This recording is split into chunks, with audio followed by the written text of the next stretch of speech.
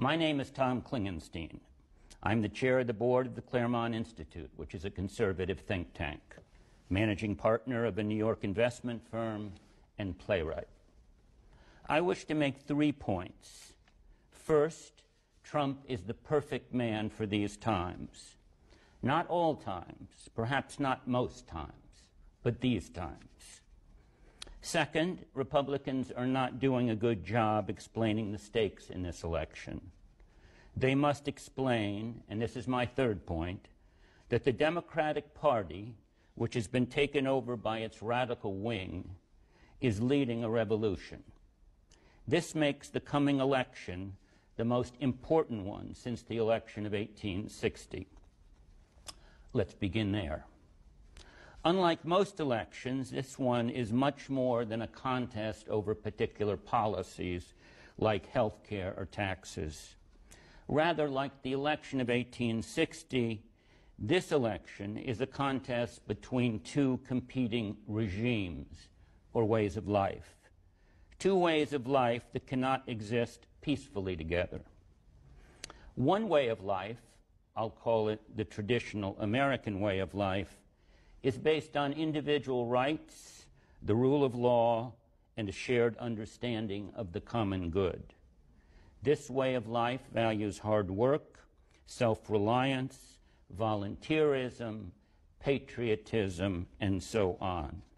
In this way of life, there are no hyphenated Americans. We are all just Americans. Colorblindness is our aspiration. The other way of life I call multiculturalism. Others call it identity politics, or cultural Marxism, or intersectionality. The multicultural movement, which has taken over the Democratic Party, is a revolutionary movement.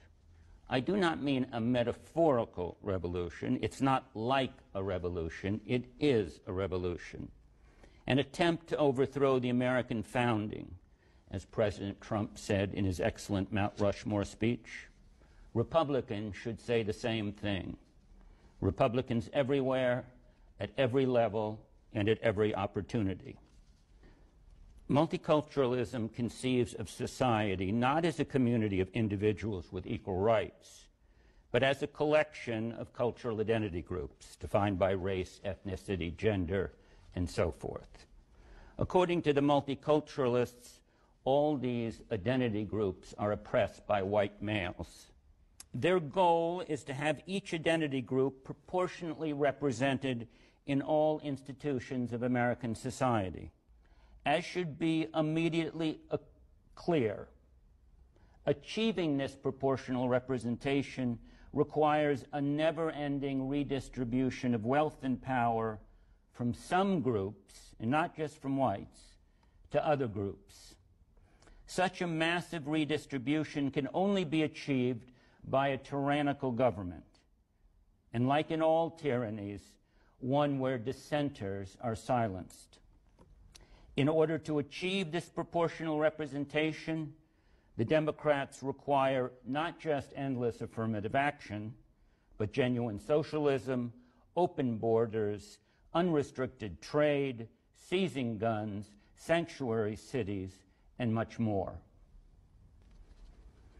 The Black Lives Matter / Democrats understand, which Republicans seem not to, that if they are to achieve their policy agenda, they must get Americans to change their values, their principles, and the way they understand themselves.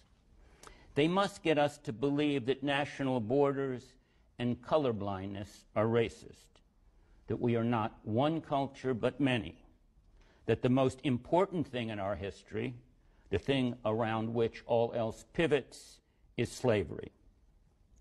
More broadly, the multiculturalists must get us to believe that we are unworthy, not just that we have sinned, which of course we have, but that we are irredeemably sinful. In the language of today, systemically racist and sexist, homophobic, Islamophobic, and all the other ists and phobias. Simply put, Multiculturalism must get us to believe that we are bad. This suggests one way to frame the coming election as a contest between a man, Trump, who believes America is good, and a man, Biden, who is controlled by a movement that believes America is bad. I do not think it is any more complicated than that.